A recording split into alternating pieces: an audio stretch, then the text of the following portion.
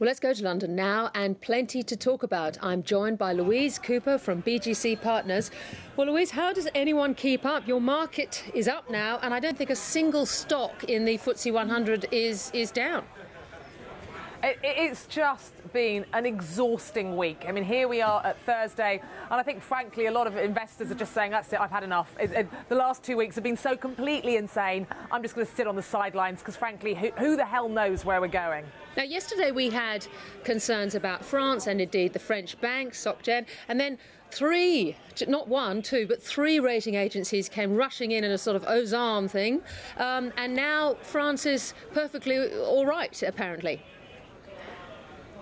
I think it's interesting. I think there are concerns about France and Germany long term, not right now. Both countries do not have fiscal problems now.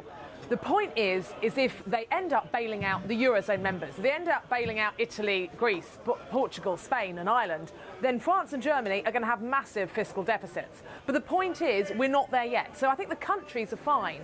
I think what is causing more concern is the banking sector in France. And they have big exposure to Greece, big exposure to Italy. And I'm afraid that's the kind of concern you're getting when Société Générale, SocGen is a 16 billion euro market cap bank.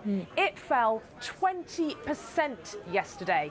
That is a hell of a fall for such a big bank. It shows that there are a lot of investors who are concerned out there. Well, the CEO came out today and said, big hard-hitting, no, we deny all these kind of speculative rumours. And in fact, the CEO of SocGen said, I want the French stock market the stock market regulator to investigate the source of the rumours. But so unhappy is he. But you've just presented a very cogent argument as to why we should be concerned about France and Germany.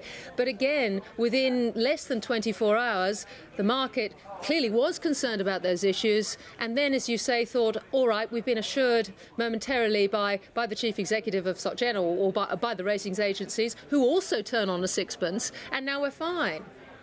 No, oh no, we're not fine. No one said. No well, one the market. Fine. What I mean is the market's come back in a positive way.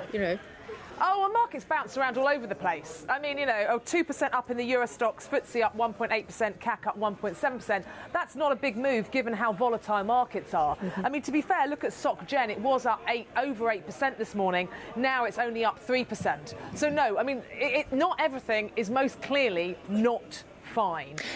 Is there a little bit of a bounce back? Is there a move towards the banks now? Perhaps a look at some more reliable dividends? Well, I think this is quite interesting. In environments of fear, because that's what we have here, we have an environment of fear, then what investors want is a little safety. Like us all, we like a little safety. And so what they are buying, which is very interesting, is high dividend yielding stocks. So if you look at the UK FTSE 100 index, the ones that pay big dividends have actually performed a lot better than the index. Now, I think that is quite an interesting trend. For now, the ECB's bond buying in Spain and Italy seem to have calmed those markets. What do you make of its strategy and how sustainable it is? Well, the ECB clearly does not want to be buying Italian and Spanish bonds. It felt it was sort of forced into it because the European Financial Stability Facility hasn't actually been approved yet by all the Eurozone governments because they're all away on holiday. And that EFSF is not planned to actually have any firepower until the end of September. So in a way, the ECB was the only game in town. So to be fair, buying Italian and Spanish bonds, it has brought the 10-year borrowing costs of those two countries down dramatically from about 6.2% borrowing costs for 10-year money down to 5% for Italy at the moment, 4.9% to Spain. So the ECB has done what it wants to do, but this is a temporary fix. It is not the ECB's job to do this, and what Spain and Italy have to do is convince investors that they are a safe bet to give money to. Louise, I can hear the hum on the floor behind you. What is it like being on a trading floor? I mean, the arbitrage boys must be on absolute highs. There must be so many opportunities. Well, there are opportunities if you've got capital, but a lot of places don't have capital.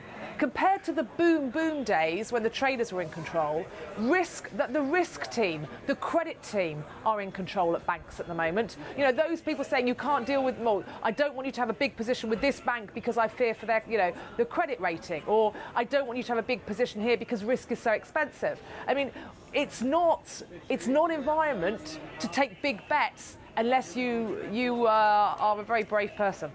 Briefly, I tell you what it's like. It's exhausting. I tell you, it's absolutely exhausting. Briefly, are you prepared to make a call about Wall Street's opening? Oh, who knows?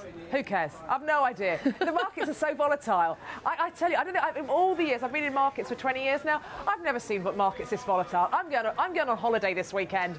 I'm away for 2 weeks. Please, nobody blow the world up while I'm away. Louise Cooper, I support that thought. Thank you very much for joining us, and have a great holiday. I will.